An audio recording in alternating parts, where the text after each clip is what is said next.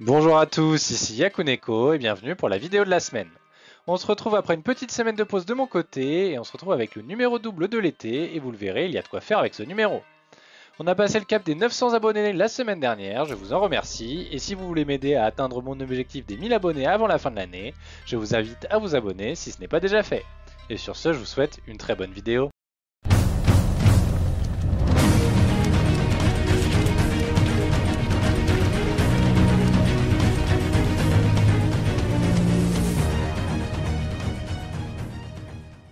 On commence comme d'habitude avec les nouveautés. Ping Pong Peril compte désormais 5 chapitres.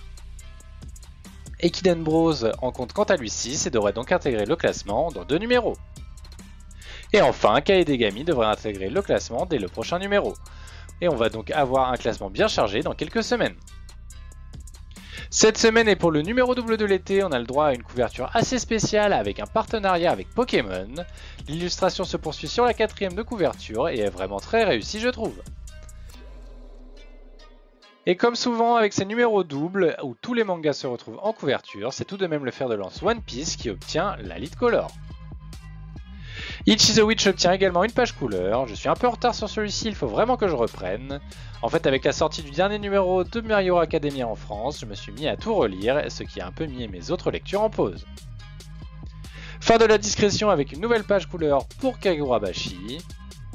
Au niveau des ventes, ce n'est pas très réjouissant par contre pour Kagurabashi, il se sera vendu 122 490 exemplaires de son tome 8 en juillet, ça reste un score très correct mais on observe déjà une nette chute par rapport à son meilleur score qu'il avait obtenu avec son tome 6 qui avait quant à lui été écoulé à plus de 145 000 exemplaires lors de son premier mois. Et c'est même moins bien que son tome 4 qui en avait quant à lui vendu un peu plus de 130 000. Et pour finir cette partie hors classement, on a une page couleur du one shot de la semaine, Back à Battle.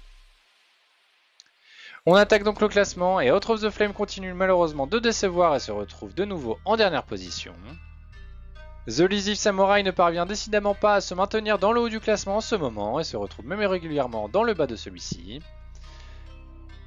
Pas grand chose à signaler au niveau des ventes par contre, avec 49 431 copies vendues en juillet, il semble s'être stabilisé. News Exorcist revient de page couleur et complète le trio de fin. Et au niveau des ventes, on observe une nette chute également, avec seulement 21 137 copies écoulées, il aura vendu plus de 3000 copies de moins que son précédent tome. Kill Blue complétait le trio de fin la semaine dernière et échappe ici de très peu. Witchwatch retombe un peu dans le classement alors qu'il était parvenu pendant plusieurs semaines à se maintenir dans la partie haute de celui-ci, il est cette fois-ci 10ème. Du côté des ventes, c'est par contre beaucoup plus réjouissant, avec 41 596 copies vendues en juillet, il fait bien mieux que ses précédents tomes et son animé semble vraiment avoir eu un impact positif. Nice Prison semble décidément parvenir à se maintenir dans le milieu du classement alors qu'on pensait qu'il allait vite tomber dans les tréfonds de celui-ci. J'ai hâte de connaître les ventes de son premier tome. Akane Banashi chute de 3 places cette semaine et devra donc se contenter d'une timide 8ème position. Mais la vraie information importante de cette semaine le concernant, c'est bien l'annonce tant attendue de son animé. J'ai vraiment hâte de voir ce que ça va pouvoir donner, car au-delà de l'animation, c'est ici plutôt la qualité des comédiens de voix qui sera très important. En attendant, l'animé devrait sortir en 2026 sans plus d'indications. Mien Roboko gagne 3 places cette semaine et obtient donc une 7ème place dans sa moyenne. Premier classement pour Arakuzemund, il obtient une 6ème place très convenable pour un premier classement, j'ai vraiment hâte de voir comment ça va évoluer et j'espère vraiment qu'il va fonctionner. Blue Box semble moins convaincre avec ses derniers chapitres, il était 7ème la semaine dernière et 5ème cette semaine. Shinobi Undercover avait réalisé l'exploit la semaine dernière d'être en première position, il chute de 3 places cette semaine mais une 4ème position est tout de même bien au-dessus de sa moyenne. Retour de page couleur plus que réussi pour Imaten qui s'offre ici son premier podium de l'année, il était pourtant dans le trio de fin il y a 2 numéros.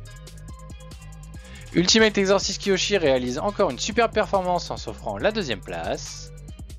Au niveau des ventes, il atteint les 13 302 copies vendues sur ce mois de juillet, bien que ça soit une nouvelle fois en progression par rapport à ses précédents tomes, ça reste très faible, surtout pour un shonen d'exorcisme. Sakamoto Days retrouve enfin la première place, il est dans une plutôt bonne période où il parvient enfin à se maintenir sur le podium, mais son auteur a indiqué qu'il entamait sa dernière partie, encore un manga qui va être très difficile à remplacer pour le Weekly Shonen Jump.